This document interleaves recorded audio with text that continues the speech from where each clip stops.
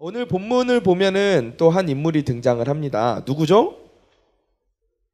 누구죠? 모세.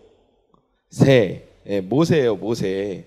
모세가 등장을 하고 있는데 모세는 어떤 인물입니까? 모세 하면 생각나는 게 뭐예요? 지난주에 우리가 노아 하면 생각나는 게 이제 방주였는데 모세 하면 생각나는 게 뭐예요?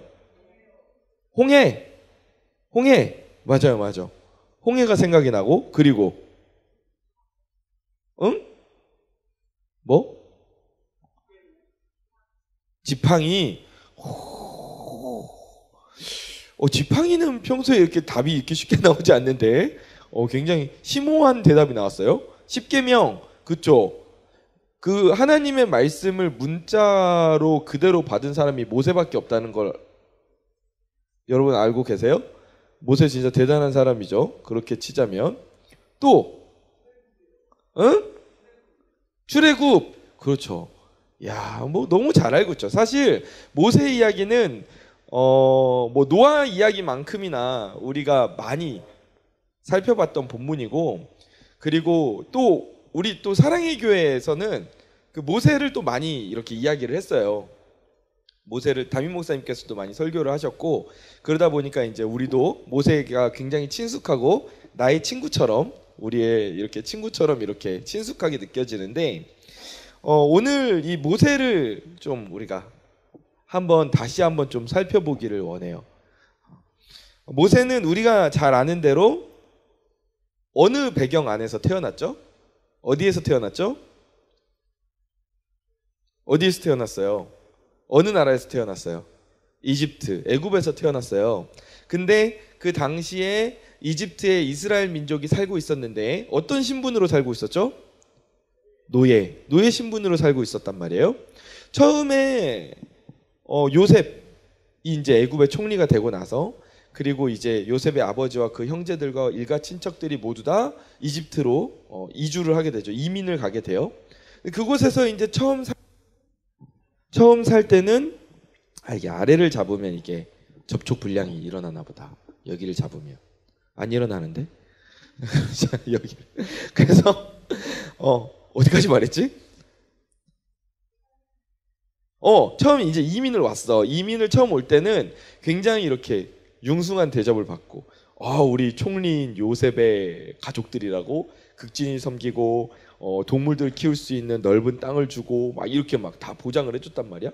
근데 이 요셉을 알지 못하는, 이제 시간이 지나서 요셉을 알지 못하는 이집트의 왕이 세워지고, 그리고 나서 이제 보니까는 이스라엘 민족이 완전히 지금 눈엣 가시처럼 돼버린 거야. 왜냐하면은 하나님께서 이스라엘을 그 이집트 땅으로 인도하여 내신 것에는 우리가 사사기에서 살펴봤듯이 하나님께서 나라를 구성할 때 조건이 세 가지가 있는데 뭐라 그랬죠? 국민, 영토, 주권. 내가 물어보고 내가 답하고. 그런데 여기서 국민을 이루고자 하셔서 안정적인 터전, 풍요로운 환경 속에서 인구가 확 늘어날 수 있도록 하나님께서 그렇게 이스라엘을 이집트로 인도하여 내셨단 말이에요. 근데 이제 인구가 너무 확 느니까 이집트 입장에서는 이게 부담이 되는 거지. 얘네가 이제 인구가 너무 늘어서 이렇게 인구수 200 찍고 이렇게 러시 오면 어떡하나. 그래서 너무 걱정이 돼서 이제 이 이스라엘에게 산하 제한 정책을 펴니다. 그래서 아들이 태어나면 다 죽여라. 히브리 민족의 아들이 태어나면 다 죽여라. 어마어마한 이 명령이 내려지게 돼요. 이 배경 속에서 모세가 태어납니다. 근데 모세의 어머니인 요게벳이 어떻게 했죠? 모세를 보고 아들인데도 죽이지 않았어요. 죽이지 않았어요. 그리고 키우기 시작합니다. 하지만 그렇게 몰래 키우는 것에도 한계가 있어서 결국에는 모세를 이 갈대 상자에 담아서 이 나일강과 갈대 사이에 두게 돼요. 그리고 우리가 아는 대로 이 갈대 상자를 누가 발견하죠? 이집트 공주가 발견하고, 그리고 모세는 이집트 왕궁에서 양자로 자라나게 됩니다. 그런데 여기에서 왜 오늘 목사님 설교 제목이 방주일까? 왜 방주일까? 지난주 설교 제목을 잘못 고치셨나? 라는 생각이 들 수도 있는데, 좀 재미있는 게 뭐냐면요, 이 모세가 들어갔던 갈대 상자를 히브리어로 하면은 테바라고 불러요. 이 상자를 테바. 그런데 이 단어가 구약에서 또 사용이 되는 곳이 있어요. 그게 어디냐 하면 우리가 지난주에 살펴봤던 노아의 방주, 여기에서 방주도 이 테바라는 같은 단어로 사용을 합니다. 지난주에 우리가 노아의 방주를 함께 살펴본 대로 이 방주는 사실 배라기보다는 어마어마하게 큰 상자에 가깝다라고 이야기를 나눴었어요. 그죠? 네. 배를 운전하려면 뭐 키라도 있어야 되고, 이렇게 방향이라도 조절할 수 있어야 되고, 그리고 원할 때 멈출 수 있게 닷을 내릴 수 있는 장치가 있어야 되고, 그리고 동력이 있어야 되니까 뭐 방주를 어떻게 사람이 노를 저어서 가긴 어려웠을 것이고, 바람의 힘이라도 얻을 수 있게 그 도시라도 있었어야 되잖아요. 근데 방주에는 그런 게 하나도 없었어요. 그냥 큰 상자 같은. 그래서 이 방주 테바. 그런데 이 방주를 누가 운전을 하고 가고 계셨습니까? 노아가 아니라 하나님께서 그 섭리 가운데 운행하고 계셨다고 우리가 지난주에 살펴봤어요. 노아의 의지와 노아의 능력으로는 그 배를 조정할 수가 없었어요. 하나님께서도 그걸 아셨어요. 이건 너의 영역의 일이 아니야. 그러니까 애초에 방주에다가 그 장치를 만들라고 시키지도 않으셨어. 그러니까 이건 기대도 안 하신 거야. 애초에 이 영역은 너가 할 수 있는 일이 아니야. 그러니까 이 일은 내가 할게. 너는 너가 할 수 있는 일을 감당해라. 나는 너가 할 수 없는 일을 내가 하겠다. 그래서 방주를 하나님께서 직접 운전해 가시겠다고 선포를 하셨고, 그 선포대로 방주가 1년 17일이라는 기간 동안 무사히 항해를 마치고 새로운 육지에 도착을 하게 되는 거예요. 근데 이 노아의 방주를 작게 축소하면 뭐가 되냐 하면 모세의 갈대 상자가 되는 거예요. 모세도 노아가 방주를 스스로 움직일 수 없었듯이 모세도 스스로 이 갈대 상자를 움직일 수가 있었나요? 없어요. 할 수 있는 것이라고는 울음을 터뜨리는 것밖에 없었을 거예요. 이렇게 그 이집트 왕자 그 디즈니 애니메이션인가요? 디즈니 아닌 것 같아. 어쨌건 이집트 왕자 그 애니메이션 보면 이렇게 이집트 공주가 이렇게 딱 상자 여니까 모세가 막 끼부리잖아. 그래서 이러면서 막 이렇게 막 손가락 막 이렇게 빨면서 막 이렇게 끼부리잖아. 이거는 사실 극적인 표현인 거고, 뭐 애가 할 수 있는 게 뭐가 있겠어. 뭐 상자 열었는데 누군 줄 알고 끼를 부렸겠어. 그냥 이제 우는 것밖에 할 수가 없었겠지. 할 수 있는 건 아무것도 없어. 그런데 그 아무것도 할 수 없는 모세를 태운 그 갈대 상자, 그 테바를 인도에 가시는 하나님의 놀라운 섭리가 있었다는 거예요. 한번 봅시다. 만약에 그 갈대 상자를 둔 요게벳의 타이밍과 공주가 목욕을 하러 온 시간이 어긋났다면 어떻게 됐을까요?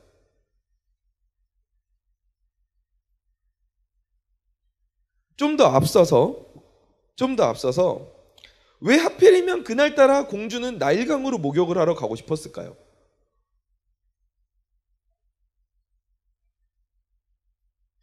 공주가 상자를 발견하지 못했다면 어떻게 됐을까? 상자를 열었을 때 공주가 어머 예뻐라 이게 아니라 나 애 제일 싫어해 막 이러면서 야 그냥 띄워보내라 이렇게 했으면 어떻게 됐을까? 모세의 누나였던 미리암이 유모로 자신의 어머니를 추천하죠. 모세의 어머니를 추천해요. 근데 그것을 공주가 거절했다면 어떻게 됐을까?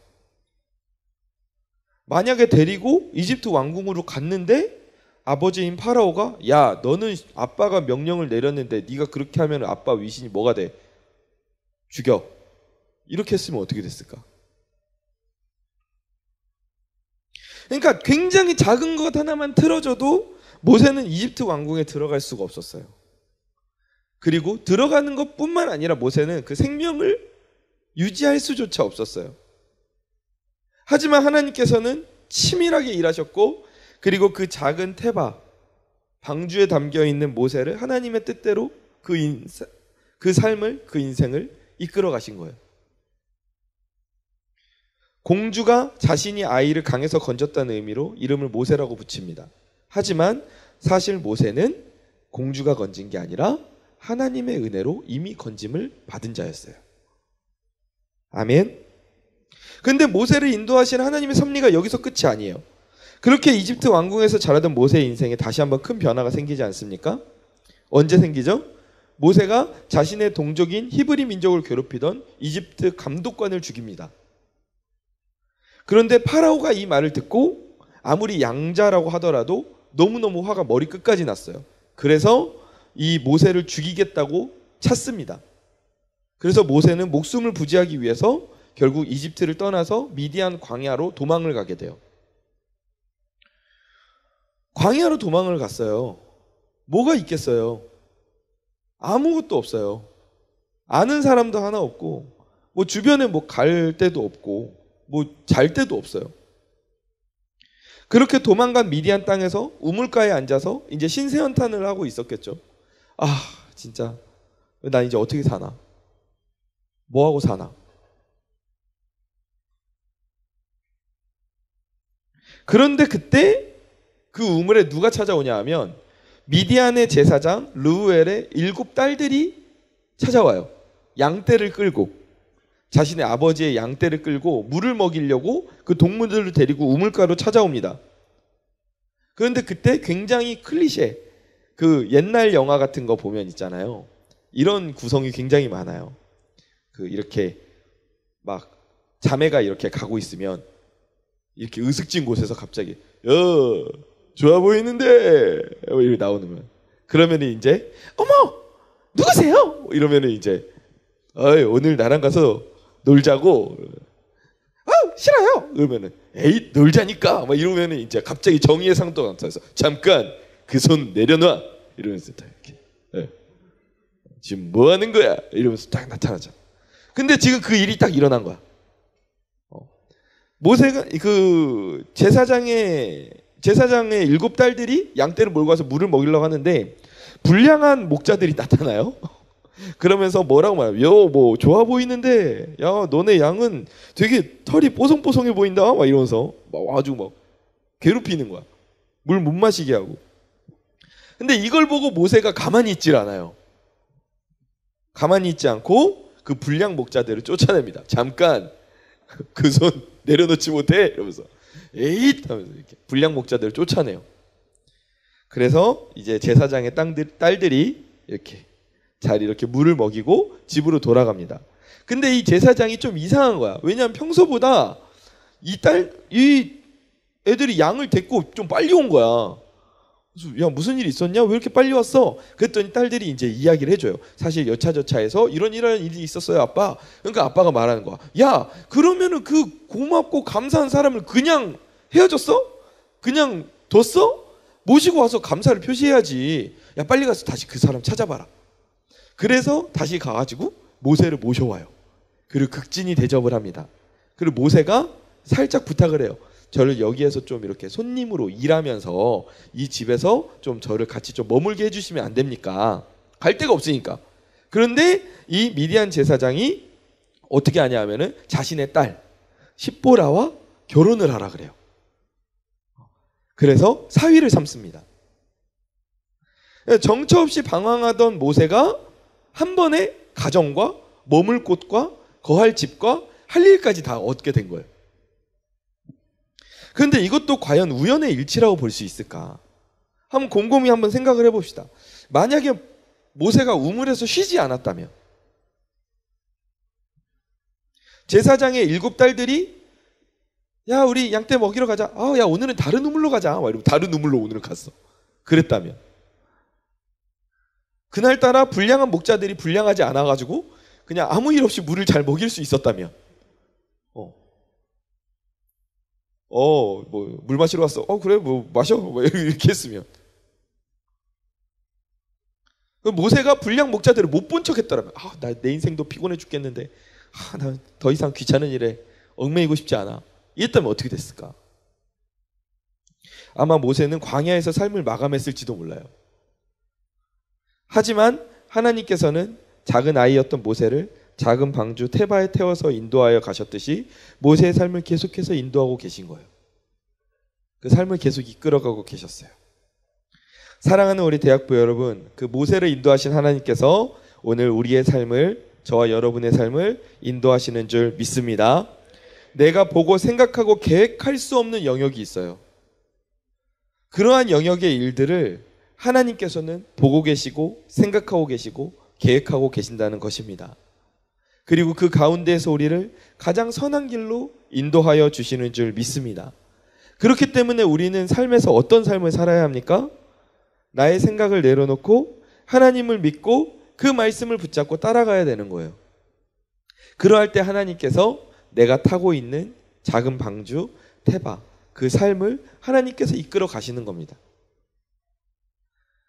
모세도 이거를 너무 잘 알고 있었어요.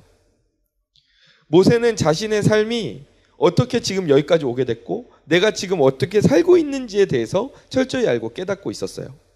나는 하나님의 이끄심과 인도하심이 없이는 하루도 살 수 없던 사람이구나. 이미 나는 나일 강가에서 또는 미디안 광야에서 또는 삶의 어떤 순간 가운데에서 목숨을 잃을 수 있었던 그런 존재였구나. 그래서 어쩌면 모세는 나는 아무것도 할 수 있는 게 없구나. 그런 생각으로 가득 차 있었을지도 몰라요. 그리고 또 이미 이집트에서 나온 지 시간이 오래 지났고 이제는 나이든 목자의 삶을 살고 있어요. 삶이 다를 대로 달아버렸어요. 그냥 여기에서 양치고 그냥 자녀들과 마누라와 함께 그냥 이렇게 행복하게 사는 게 그냥 이런 게 인생인가 보다 하고 그냥 하루하루의 삶을 살아가고 있는 그런 상황이에요. 이것만으로도 충분히 모세는 삶이 이것도 괜찮네. 이것도 피곤하구나. 이런 삶도 이런 삶을 사는 것도 열심히 사는 거구나. 이렇게 생각하고 있었을지도 몰라요. 그렇기 때문에 하나님께서 모세를 찾아오셔서 야, 이제 때가 됐다. 이제 이스라엘 백성들이 이집트에서 가나안으로 인도해야 될 그 때가 됐다. 라고 모세를 찾아오셔서 말씀하시니까 모세가 뭐라고 대답합니까? 하나님, 제가 그 일을 어떻게 합니까? 저는 그냥 나이 먹은 80살의 양치는 노인일 뿐입니다. 제가 그 일을 어떻게 합니까? 이렇게 말을 해요. 실제로 그렇죠. 모세가 말한 대로 모세는 지금 삶의 풍파 속에서 하루하루를 살아가는 목자에 불과해요. 그에게 뭔가 뛰어난 능력을 기대할 것도 없고 그가 이제 이집트에서 나온 지도 40년이 지났는데 그 후광을 기대할 수 있겠어요? 아무것도 기대할 게 없죠. 근데 모세가 바라보지 못했던 게 있어요. 뭐냐 하면 자신의 생각과 한계를 뛰어넘어 일하고 계시는 하나님을 생각하지 못했어요. 그냥 나는 작은 존재일 뿐이구나. 여기서 생각이 멈춘 거야. 그 생각이 나쁜 게 아니야. 나는 작은 존재구나. 하나님이 없이는 안 되는 존재구나. 이 생각이 나쁜 생각이 아닌데 그냥 여기에서 멈춘 거야. 우리의 생각이 어디까지 가야 돼요? 그래. 나는 작은 존재고 나는 할 수 없지만 하나님께서 인도하시고 그 다음 단계 하나님이 인도하실 때 내 삶에 불가능이라는 것은 없구나. 하나님께서 내 삶을 가장 선한 길로 오늘도 인도하시고 나를 승리하게 하시는구나. 아멘. 내가 비록 이 테바 작은 방주에 담겨있는 존재이고 하나님이 없이는 아무것도 할 수 없는 작은 존재임을 모세가 인정을 했어요. 하지만 그 방주를 직접 이끌고 계시는 하나님까지는 바라보지 못하고 있었던 거예요. 그래서 모세가 하나님께 그렇게 말한 겁니다. 하나님, 제가 그걸 어떻게 합니까? 제가 그걸 어떻게 합니까? 그래서 하나님께서 모세에게 다시 한번 일깨워 주시는 거예요. 출애굽기 3장 12절 말씀 같이 한번 읽어봅시다. 시작. 하나님이 이르시되 너와 함께 있으리라. 내가 그 백성을 애굽에서 인도하여 낸 후에 너를 보낸 증거니라. 아멘. 하나님께서 말씀하세요. 내가 반드시 모세 너와 함께 있을 거야. 아멘. 내가 내 백성을 내가 내 백성을 이집트에서 인도하여 낼 거야. 하나님은 모세에게 야 네가 좀 알아서 가가지고 좀 너 그래도 이집트 왕궁에서 40년간 살았는데 좀 가가지고 네가 뭐 어떻게 좀 비벼보면 좀 이렇게 좀 내보내주지 않겠니? 네가 가서 좀 알아서 좀 해봐라. 이렇게 말씀하시지 않았어요. 야 걱정하지 마. 내가 너와 함께 하고 내가 그 민족을 이끌어낼 거야. 내가 할 거야 라고 말씀하시는 거예요. 그래 맞아. 모세 너의 능력으로는 할 수 없어. 그 말은 네 말이 맞아. 그런데 너가 할 수 없는 그 일을 너의 한계를 뛰어넘은 그 영역의 일을 너 대신 내가 할 거야. 하나님이 지금 그 말씀을 하시는 거예요. 그러니까 가라. 가서 모세 네가 열심히 나를 위해서 사역할 때 나는 네가 타고 있는 테바 그 방주를 내가 이끌어 가겠다. 아멘입니까? 하나님께서 지금 모세에게 그렇게 말씀하시는 거예요. 사랑하는 우리 대학부 지체 여러분, 앞서 말했듯이 하나님께서 오늘 우리의 삶을 인도하시는 줄 믿습니다. 그리고 단순하게 인도하시는 것을 넘어서 하나님 나라를 위해서 함께 일하자고 우리를 부르고 계세요. 야 나랑 같이 일하자. 야 너 나랑 같이 좀 동행하자. 야 너 나랑 같이 좀 시간을 보내자. 나는 이 일을 좀 하고 싶은데 나 혼자 하는 게 아니라 너랑 좀 같이 하고 싶어. 너의 시간과 너의 여력과 너의 은사가 여기에 좀 같이 좀 나누어지면 좋겠어. 이렇게 말씀을 하고 우리를 부르시는 거예요. 근데 모세와 같이 우리가 삶의 풍파 속에서 살다 보면 이게 우리가 우리 스스로의 가치를 이 하나님이 우리를 부르신다는 거 이거 어마어마한 가치거든요. 그렇잖아요. 아니에요? 귀찮은 일인가요? 하나님이 야 나랑 같이 귀찮게 막 목사님이 야 우리 이것 좀 이런가요? 사실 이거 굉장히 귀한 일이잖아요. 물론 그래 목사님이 말하면 좀 귀찮을 수 있어요. 근데 하나님이 말하는데 그건 엄청난 복 아니에요? 하나님이 같이 일하자 하시는데. 근데 우리가 이 삶의 풍파 속에서 모세같이 살다 보면 우리의 이 가치를 너무 쉽게 잊어버릴 때가 있다는 거예요. 너무 쉽게 놓쳐버릴 때가 있다는 거예요. 에이 그냥 나는 이 정도까지만 해야겠다. 에이 나는 그냥 학생일 뿐이니까. 아직 학생이고 내가 뭘 더 할 수 있겠어. 목사님 저는 여기까지만 할 수 있을 것 같아요. 맞아요 여러분. 맞아요. 사역은 내가 하는 건 맞아요. 내 힘과 시간과 에너지가 들어가는 일인 게 맞아요. 하지만 그렇게 사역하는 나를 이끄시고 인도해 가시는 분이 바로 하나님이란 말이에요. 그 방주 안에서 사역하는 노아를 하나님께서 그냥 내버려 두시지 않았어요. 방주 안에서 하나님 나라를 위해서 사역하고 있던 그 노아를 하나님께서는 그 노아의 일가족이 탄 노아의 모든 것이 타 있는 그 방주를 하나님께서 인도해 가시잖아요. 하나님께서 책임지고 가시잖아요. 모세가 이스라엘을 이집트에서 인도해낼 때 하나님은 그 모든 여정 가운데 함께하고 계시다고요. 그렇기 때문에 우리가 하나님의 일을 열심히 감당하면서 내가 하나님 안에 거하고 있으면, 내가 하나님의 방주 안에 타고 있으면 우리는 하나님이 인도하시는 가장 선한 길로 나아갈 수 있다는 거예요. 하나님의 인도하심을 경험할 수 있는 겁니다. 엄청난 복 아닙니까? 노아와 함께 하셨던 하나님께서 오늘 여러분의 삶을 인도하시는 줄 믿습니다. 모세와 함께 하시던 하나님께서 오늘 여러분의 삶을 인도해 가고 계시는 줄 믿습니다. 하나님께서 모세와 노아가 합쳐졌어요. 하나님께서 모세에게 말씀하셨어요. 내가 너를 테바 갈대 상자에 담아서 내 삶을 인도했다. 하나님이 모세에게 말씀하십니다. 내가 너를 미디안 광야에서 방주에 담아서 너의 삶을 인도했다. 그리고 이제 말씀하십니다. 이제 네가 작은 방주 테바 안에 담겨 있었듯이 너도 이스라엘 백성들을 담고 태워서 가나안으로 이동시킬 테바 방주가 되기를 원한다. 내가 방주가 된 너의 삶을 이끌고 인도하여 가겠다.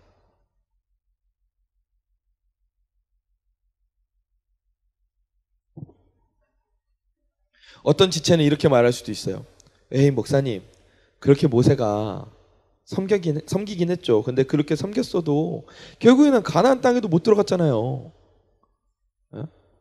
그 지팡이 한번 내려쳤다고, 지팡이 돌 이렇게 좀 쳤다고 하나님께서 모세 그 가나안 땅도 못 들어가게, 가나안 땅 게다가 또 가나안 땅 코앞에서 그것도 못 들어가게.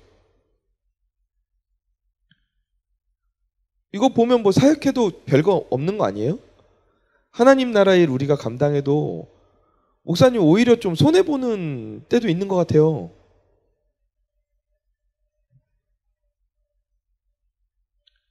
그렇게 보이죠? 맞아요. 그렇게 보여요. 그런데 이 모세가 가나안에 못 들어갔죠? 그리고 죽었어요. 그런데 긴 시간이 지난 후에 모세가 다시 한번 성경 속에서 등장하는 장면이 있어요. 어디서 등장하는지 혹시 딱 캐치하는 지체 있어요? 어디? 에? 히브리서. 너무 뒤로 간 것 같은데? 조금 앞에, 시작 조금 앞에서 등장하는 장면이 있는데 어디예요? 변화산 사건에서 등장하죠. 변화산 사건에서 예수님께서 제자들을 이끌고 산에 올라가셨을 때 예수님이 변화되시는 모습을 제자들이 보게 되는데, 그때 변화된 예수님과 함께 나타난 이들이 두 명 있었는데 누구였죠? 하나는 엘리야였고 하나는 모세였어요. 여러분, 이게 무엇을 의미할까요?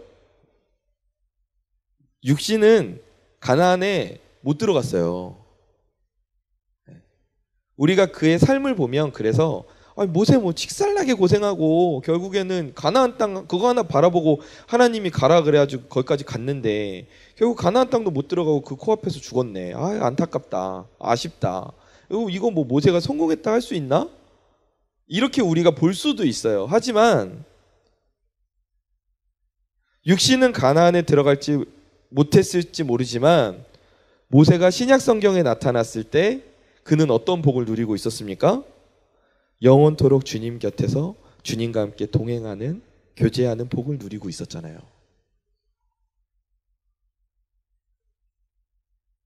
사실 이게 전부죠.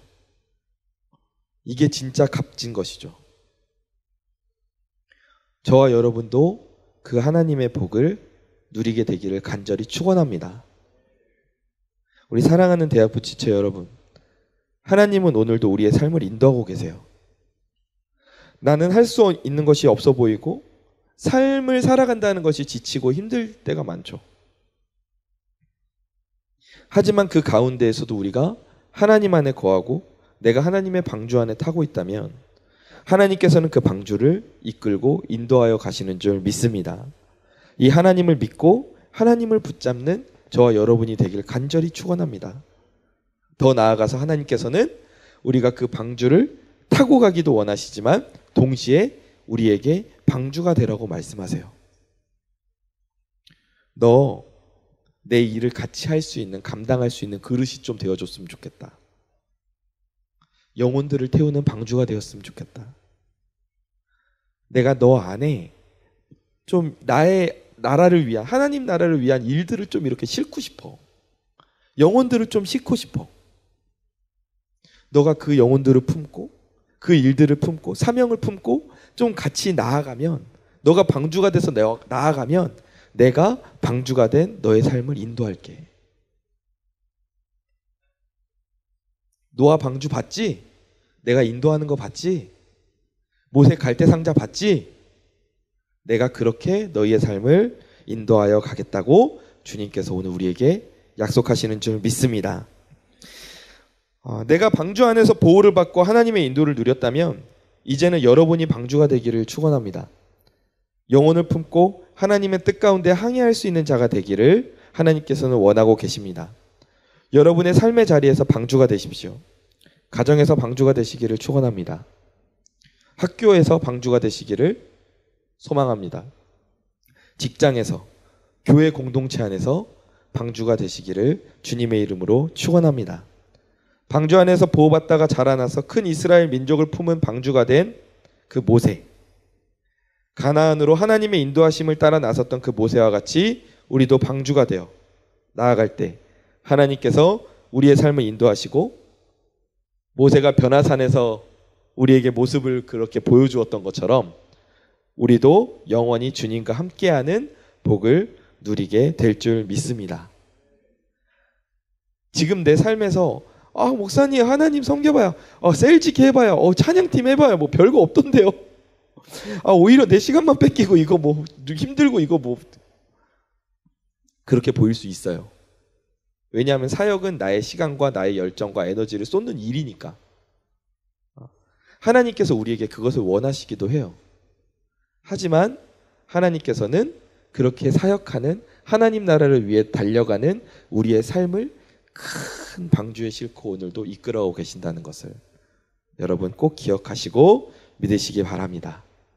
그리고 우리 지금의 삶에서 나타나는 복이 별로 없어 보일지 몰라도 하나님께서는 그것을 기억하시고 영생의 복을 준비하고 계시다는 것, 그것을 기억하고 하나님의 뜻을 따라 쓰임받는 저와 여러분이 되기를 주님의 이름으로 간절히 축원합니다.